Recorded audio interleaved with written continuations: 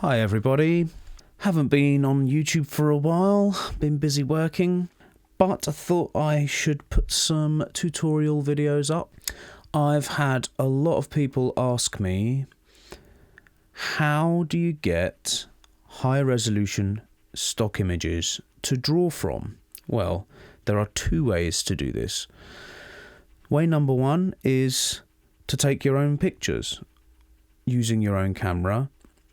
Taking your own pictures is actually the best way of doing this, really, which is something I'm going to start doing more, because you can decide the kind of images that you'll be using. You can be a lot more creative. There's something not quite right about using other people's images, I think, and yeah, okay, it's fine to do. If you want to draw celebrities, you don't really have any other options. But yeah, so have a think about that. Have a think about maybe taking your own pictures, because that's brilliant to do that. But for the purposes of this video, I'm going to show you all exactly how to use Google Images to find the kind of images that you'd need if you're doing something, if you're drawing something very realistic. So here we go. We've got Google up here. Let's say we are looking for, I don't know, let's say we're looking for Walter White from Breaking Bad. Okay, we type in Walter White. Now, we've got the first result page here. We don't want these results, we want images, as you can see right here where my pointer is. So we click on images. Right, so now we've got loads of different images of Heisenberg and Walter White. We could just go ahead and use one of these, but they're not going to be massively high resolution. So if you have a look, see here, we have, this one's 750 by 500 pixels. Now, you can't always go by what the pixels say, because it could have just been resized. What do I mean by that? Well, you could have a picture that's really low res, put it into Photoshop and change the pixel count. It's not going to make it any higher res. The file will be more high res, but the image itself will still be low res. You can't always trust the numbers that you see for resolution. The only thing you can trust is your eye. So have a look at the picture, see how high quality it is. I've got a 4K TV here, and as you can see, this one is rather terrible. 750 by 500 pixels apparently, but it's a picture from from an episode, and it's probably been screen captured and so on and so on. So this is no good. We don't want to use this. So let's go back. What about this one here? This one says 750 by 500 too. It looks quite nice when it's small like that. Let's have a look at this one. What does this one look like? This one's better, but if we look up close, it's, I don't know, it's sort of a bit grainy. I'm going to be, if I draw something like this, I want to be concentrating on very small details. And if we look really close, as you get closer and closer, it's pretty pixelated. Even though the actual original image probably would have been great, but this has obviously been downsized quite a lot. So we don't want to use this. So how do we find images that are really high resolution? Because we could just go through this forever, this list, and never ever find one that's the right resolution or the right level of detail. Well, Google has provided us with plenty of tools to search images, and this is what I'm going to help you all with today.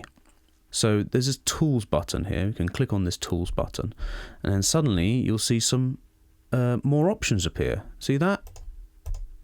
Useful, that. So we've clicked on that. Now we've got size, color, type. time, usage rights, and more tools. More tools, I like to use the show sizes that's under the more tools drop down, which is useful because you can just see that immediately with a glance you can see their sizes. Now, colour, I always like using full colour images, so I click on full colour for that.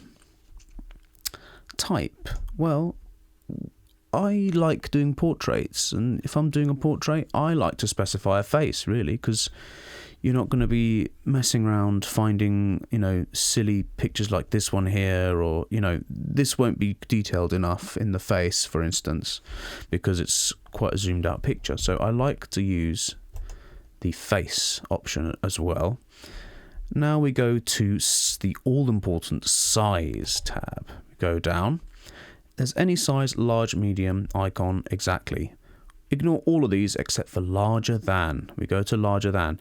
Now, you see there's a little bar here. We can actually scroll this down. So I'm going to scroll it down, and you can see how ridiculously high you can specify the size of your search results. So we can actually, be like, no, only show me 70 megapixel images, which will be ridiculous. There won't be anything, probably. For the purposes of this, I'd say, 4 is going to show you a good range of images that you can have a look through. So we click on that. Now we are only seeing very high res images here. So here's one. Now the preview might not look very high res. The preview in Google Images straight away. So you're going to have to click on View Image.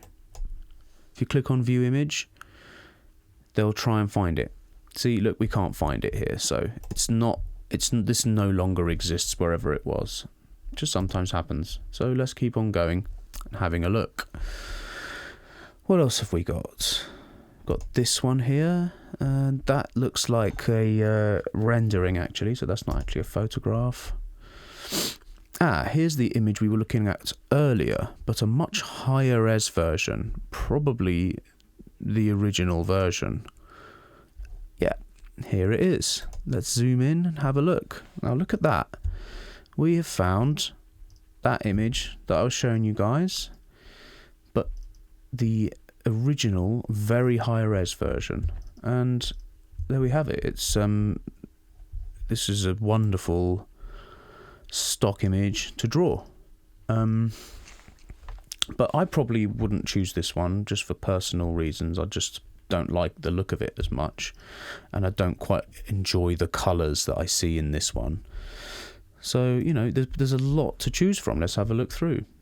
Another thing to remember is that if you've got pictures like this that are captures from the series, or captures from actually in a movie and not studio photography, it's probably not going to be as high res as you'd like. Although this one is pretty good, but you can see there's quite a bit of this sort of speckliness going on when you zoom in. So I probably wouldn't use that one either. What else have we got then? Well, this one looks like a studio photograph, some kind of promo shot. So this is probably going to be a nice one. And again, no, it's not quite as nice as I'd like it to be. So yeah, there you go. You have so many options like this.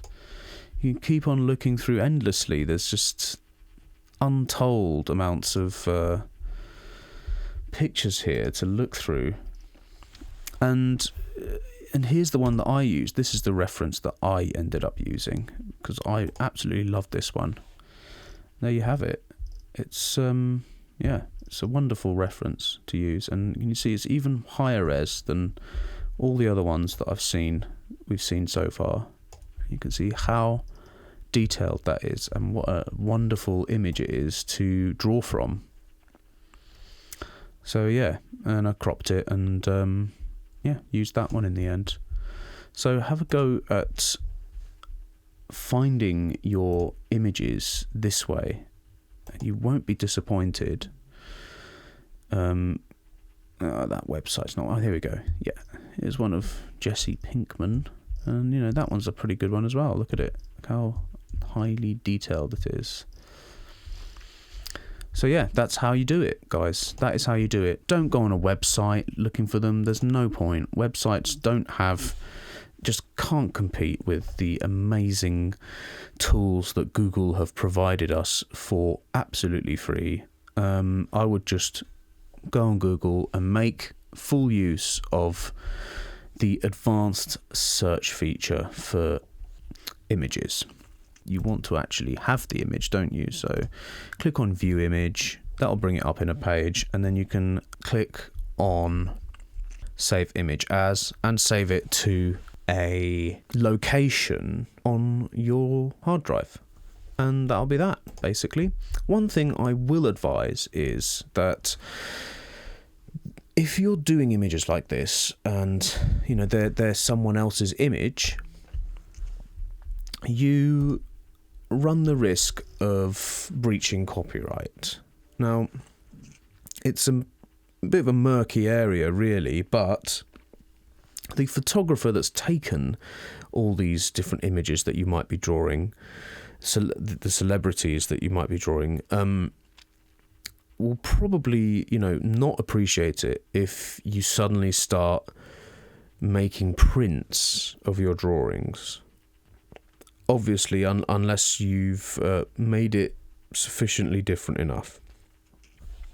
Like, well, maybe like this. See, this is someone's illustration work, and I'd imagine these have all been referenced from parts of the series, but they're not. And so, yes, they've been referenced from some photographers' pictures, but it's sufficiently changed enough so that, yes, this person could probably sell it as a print. I mean, maybe AMC would go after them because it's their copyright. Yeah, so that's one thing to consider, really. And if you're doing photorealism, you know, like I do, well, my drawing pretty much looks like that. So it's going to be, you know, I don't think the photographer would appreciate me suddenly making prints of that image and selling them. Hope you guys have fun finding some amazing imagery.